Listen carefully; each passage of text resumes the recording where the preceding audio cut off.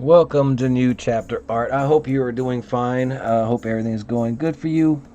This is not going to be a how to paint Baby Yoda, but as you can see, Baby Yoda is not looking that good right now.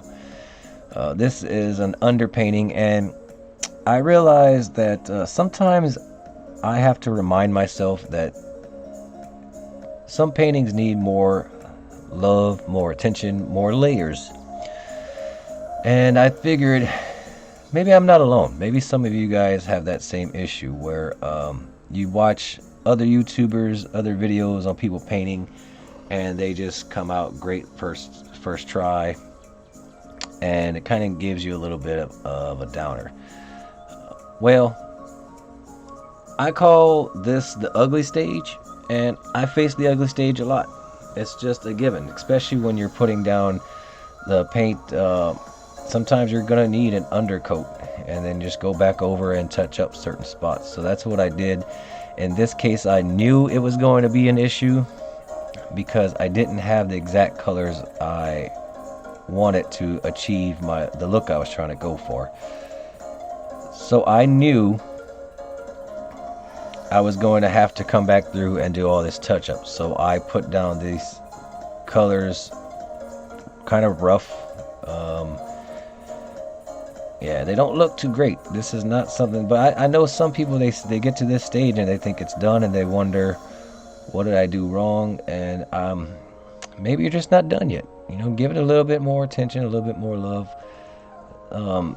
Second layers and third layers, the more you go on, the more you don't really need to cover every inch of painting you've done already.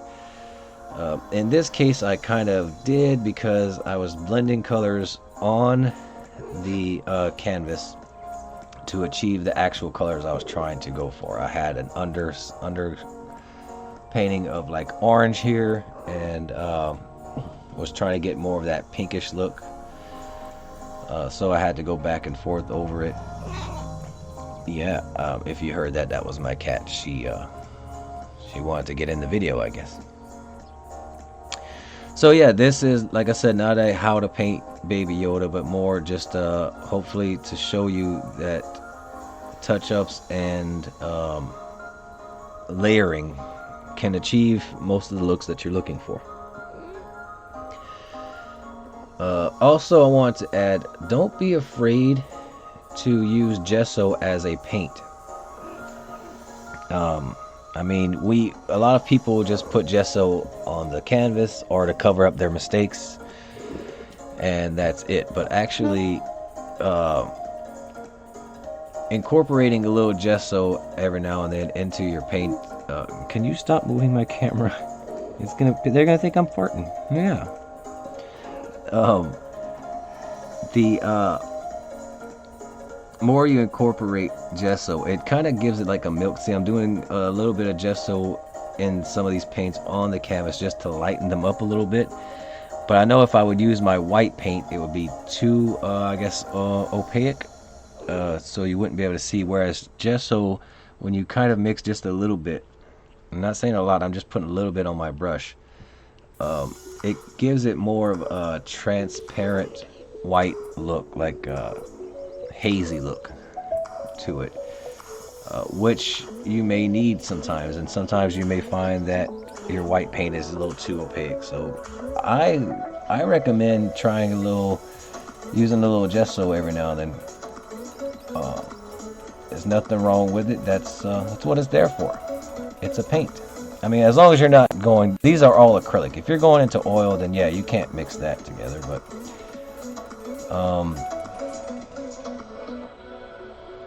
yeah, I'm also going to show you, I did the eyes two different ways. This way I laid more gesso down first and then some more brown. And then the other eye I'm going to kind of do reverse. I'm going to put brown and then a little bit of gesso to lighten it back up. Two different ways to achieve the same effect, and that's the only reason I did that for, is to kind of show you that. But as you can see right now, the spots I've worked on already compared to what I have not touched, the other side of the face, are completely different. One's rough, one's starting to look nice and smooth, and that's the point. That's the point of the whole thing, man. So I'm gonna let you just watch, and if I see something that I feel like I might want to add, then I will jump back on and tell you a little something about it. But for now, just enjoy our copyright-free music. I hope it's copyright-free. They said it is. If I get dinged, man. Oh. Okay.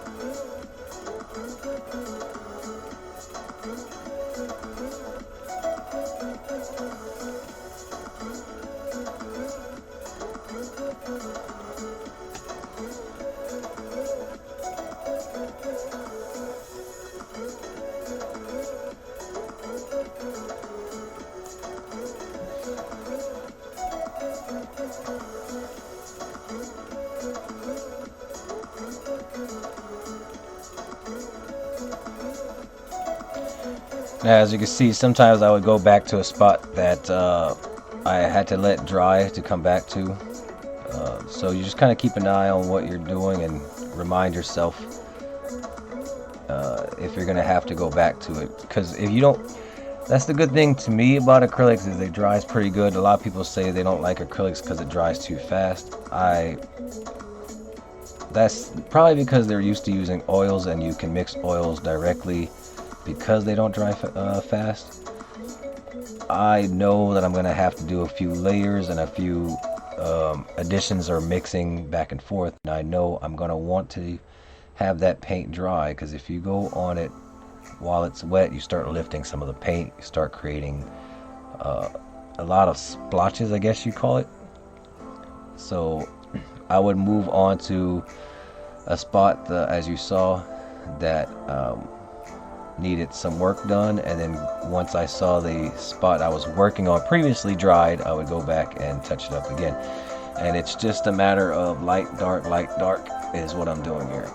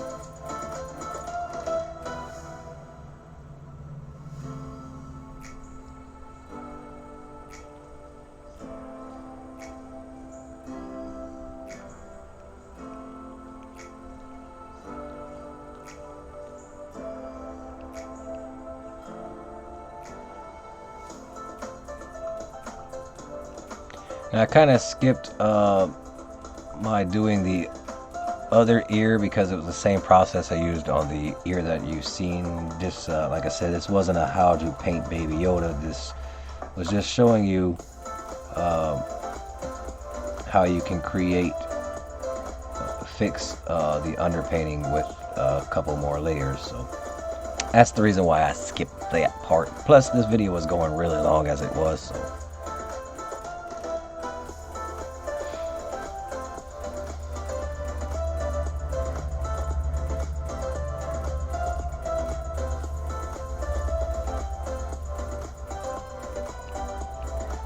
Also, remember that this is your world. When you're painting, if at all possible, and you're not painting directly on a wall, move that painting around. Same with drawing. I know sometimes when I draw, I have ugly stages as well. or what I call ugly stages, where I know I gotta go back and fix this, fix that. Um, but yeah, it's about your comfort, what feels right for you. So if you, like, as you see here, I'm moving that canvas upside down, sideways, whatever it takes to make sure my hand is not in a precarious situation. I want to try and keep my hand as stable as possible so that the brush doesn't, I don't accidentally paint where I shouldn't. Now here is going to be an example of what I was telling you about the using gesso. I put that bridge in, but I didn't want it to be that dark, so I had to come back through and lightly put some gesso on there, and as you can see, it put it down pretty well, kind of more what I wanted. It was more of a little hint of a shadow there, instead of a dark, hard line.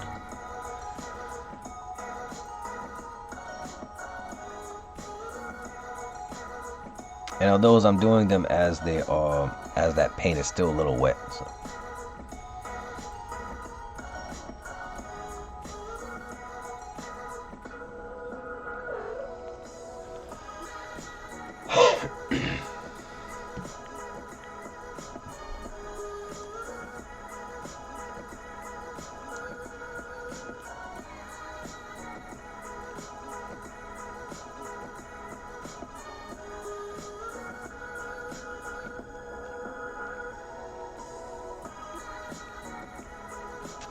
Here, I'm doing that other technique for that eye I was telling you about. This time I just decided to put a coat of brown to fix the splotchiness that was going on.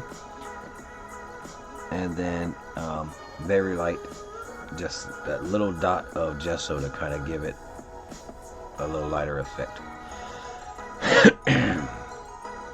And on both of those, I can see the black for the pupil. It may not come out on the camera, but I could see personally where it was at, so I was able to just go back and put my pupil back in.